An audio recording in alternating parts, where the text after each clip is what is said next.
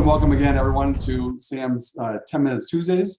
I, of course, am Mickey Straub, and my co-host, Joe Templin from New York, is on the line. Good to see you. Thanks, Joe. Thanks for joining us again. And I know this is a hot topic with you, and I know you've read the book. I think it's pretty fascinating. But then again, to a carpenter, everything begins to look like a nail. And I happen to love habits. And so, can you do me a favor and share with the audience today about habit stacking and who wrote the book and how it all works? So, as people have probably figured out at this point from listening to us for a couple of months, I tend to read a lot. I tend to use a lot of audiobooks. Every time in my vehicle, I'm basically listening to an audiobook of some form.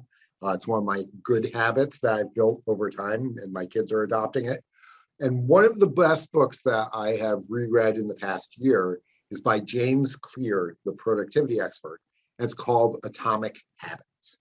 And one of the things that he talks about is establishing or breaking habits, establishing good ones, breaking bad ones.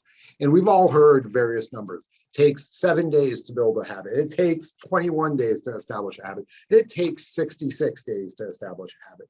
And part of the reason why there's so much variability here is it's based around how you're trying to create the habit.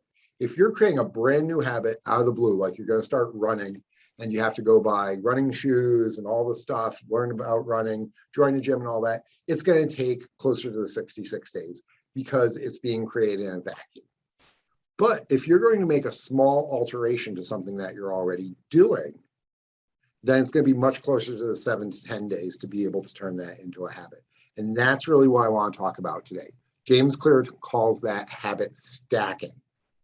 And what it is you take an existing habit and then you just layer another good small habit on top of it. And since it's not a change because you already have a triggering event in going through doing the various steps, you just add on another step. So it's like trying to create a brand new process for your business or taking an existing process and adding one little component to it.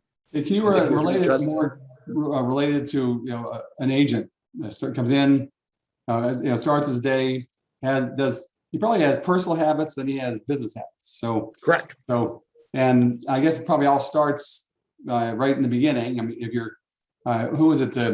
I heard a speaker recently, Tracy Wynn, who said that if you hit the snooze, you're starting your day, you're training yourself to procrastinate. Exactly. You're already getting behind. Yeah. And so, for example, one of the things that I started doing decades ago, really, when I was a brand new rep, is that I listened to my song, that one song that really gets me pumped up. I would listen to it first thing when I get in the vehicle, going to the office. It didn't matter if I was going into the gym to go to the office at 5 o'clock in the morning. It didn't matter if I was heading into an agency meeting. It didn't matter if I was heading in on the weekend just to do analysis and stuff like this before we could utilize the internet to work remotely anywhere. Going into the office, I listened to that song because it put me in the mental mood. Right. Same reason I wear a tie every single day that I am working, because I put on the tie and I'm in business mode. It's that little habit. So with a financial rep, let's say that you have your sales routine. You have your sales process that you take clients through. You fact find them, and then you put together an analysis, and you do all this stuff. You even have a process within your fact finder. You're going to ask their name, their address, their date of birth. You get all this information. Being able to start getting introductions is not creating a brand new process. It's adding on to your existing process. It is habit stacking. After I do this, then I ask them, how do you feel about today's meeting so far? What was valuable?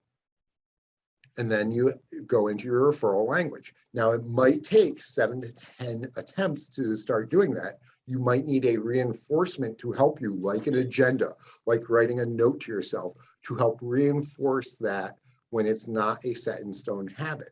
But you stack that habit on top of your existing process, and you can start utilizing it on a regular basis. And very quickly, it just becomes what you do every single time. Yeah. And I think that how long it takes to form a habit depends on the habit, like you said. The common rule is it takes 21 days to form a habit, but that was actually developed by a prosthetic doctor, how long it takes for your body to get accustomed to a prosthesis. That was how it all got, that kind of, theory practice kind of got legs. They say the study in England was 66 days, like you said. But you know what? It depends on the habit. I mean, you only have to touch a hot stove one time, and it's not a habit anymore. Right. Behavior changes quickly. But hey, everybody's listening today. Think about right now I like to make a list of your personal and your business habits, because we're a combination of personal and work. Work-life balance. So like Joe talked about, what are your habits right now when you get up in the morning, and how can you make that more efficient? How can you get up to a better start? Listening to the right music is a great idea. Working out, certainly. I know I have a lot more energy now than I did before I had COVID. So I developed I got back in some good healthy workout habits. But make a list of your personal habits before you get to work, and then when you get to work, and then set a time limit.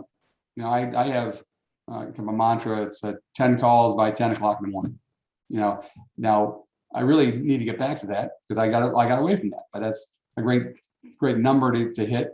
Reach out, or 10 reach outs. Could be texts, could be or personal emails, phone calls, whatever that is. Make a list of what you need to do every day by a certain time. And then if you're going to set a metric like that, and when it comes to sales attempts, remember, no buys, no mulligans. If it's an outreach, like some of you have total control over, like number of calls you're making. If you don't make 10 today, make only 5, make 15 tomorrow. There's no questions about it. But like Joe said, it's a combination of your personal and your work. And you already have some habits you're currently doing right now. So you don't want to get too far away from that. But you want to alter what you're doing right now. You want to create those new ones and repeat, right?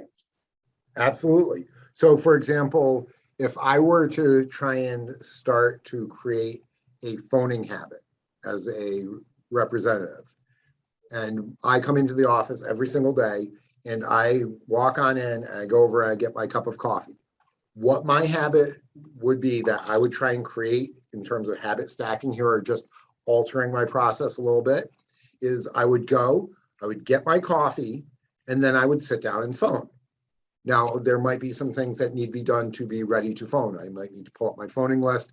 I might need to review my phoning language. I might need to have my sales activity management tracker, whether it's the good old fashioned paper like I like, or using the electronic version with Sam Suite.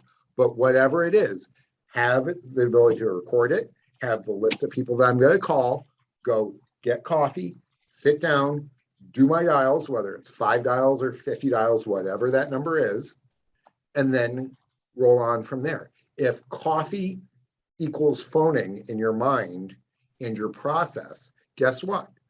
Because we are all addicted to our coffee, you're going to have your activating event, and then you're going to have the continuation from it because you have built a process around it. And building those processes is what creates the habit. And if you do that, you're going to go and do your dialing every single day because you get your coffee to start the process. And after a week, month, year, you're going to be pretty pleased with the results. Yeah. So Atomic Habits is the name of the book, by James Clear. Yes, sir. Sounds intriguing, because I know we all need to have those right habits, because it's so easy to get distracted. How many of you are listening today right now find it easy to get distracted? To lack that discipline. Absolutely.